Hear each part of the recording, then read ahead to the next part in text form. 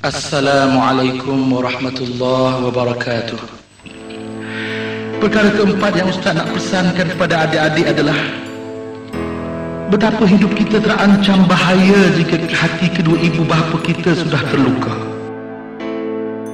Ini adalah kerana Allah Subhanahu wa Ta'ala yang selama ini menjadi pelindung hidup kita telah menjadi musuh dan murka kepada kita.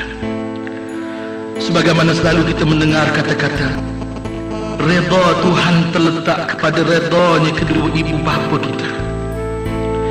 Adik-adik dan anak-anak sekalian, kita boleh mengambil kisah salah seorang daripada sahabat Nabi bernama Alqamah sebagai contoh. Beliau tidak dapat mengucapkan kalimah syahadah di saat-saat beliau akan menghembuskan nafasnya yang terakhir. Sedangkan beliau adalah seorang yang sangat teguh keyakinannya kepada ajaran Islam dan kuat beribadah. Kenapa? Ya, semata-mata kerana hati ibunya tersentuh. Itu bukan dengan sengaja, tapi salah faham ibunya sendiri. Ibunya menyangka bahawa Alqamah telah mendahulukan isterinya dari dirinya.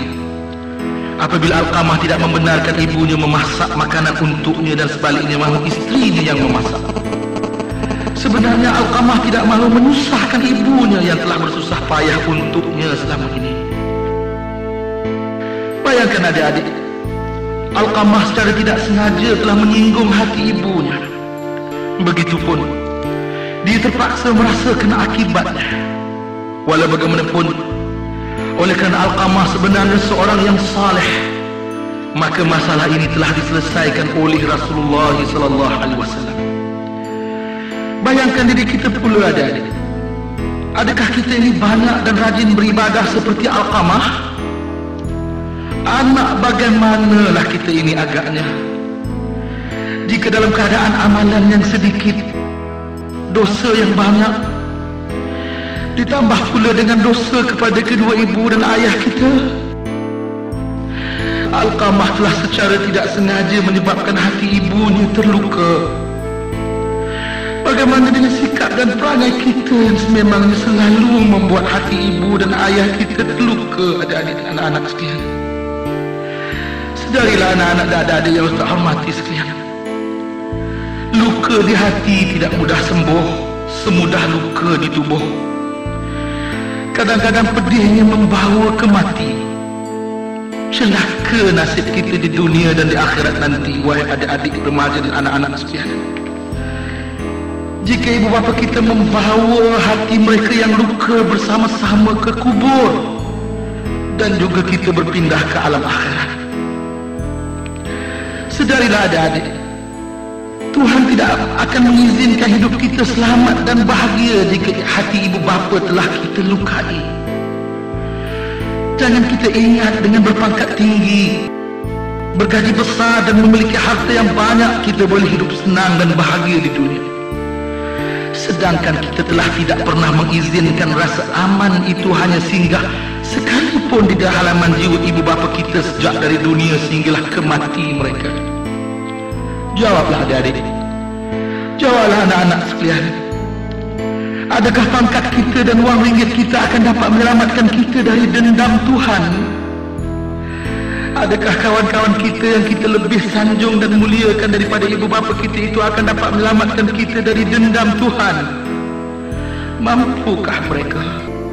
Ya Allah, ampunilah dosa-dosaku yang telah lalu itu.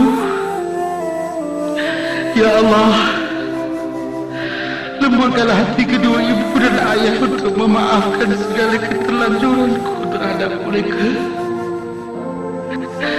Adik-adik dan anak-anak, Ustaz bacakan doa itu untuk diri Ustaz sendiri.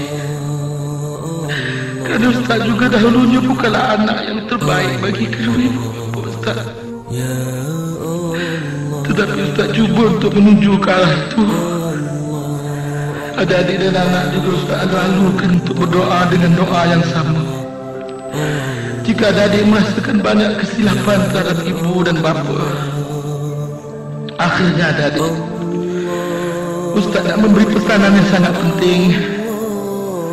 Sayangilah ibu bapa kita dan pastikan mereka mengetahuinya. Salah kita kalau kita rasa kita telah riak setiap kali kita nak menunjukkan kasih sayang terhadap ibu bapa kita. Tiada riak di dalam menunjukkan kasih sayang kepada ibu bapa, selama kasih sayang yang diberikan itu bukan pura-pura. Adik-adik dan anak-anak yang Ustaz kasihi sekalian, kita mesti pastikan bahawa mereka tahu kita sayangkan mereka selama masih ada kesempatan, selama mereka masih di sisi kita, selama kita masih boleh menyentuh kulit mereka yang suci itu, selama kita boleh mencium dahi mereka yang mulia, dan selama kita boleh mendakap tubuh mereka yang telah tua kerana susah payah membesarkan kita. Lakukanlah adik, lakukanlah sebelum Tuhan mengambil mereka, sebelum mereka pergi meninggalkan kita, pergi yang tak akan kembali lagi. Walau rindu kita kepada ibu dan ayah telah tiada sedalam lautan, walau rindu itu kepada ibu dan ayah yang telah tiada sederas amukan taufan, walau rindu kita kepada ibu dan ayah yang telah tiada itu rasanya sebanyak titisan air hujan yang bertalu-talu, jika ibu bapa telah dipanggil Tuhan, kita tak akan mampu memanggil ibu bapa kita semula. Tiada apa yang dapat memulangkan mereka kepada kita, adik-adik dan anak-anak yang Ustaz hormati dan kasihi sekalian.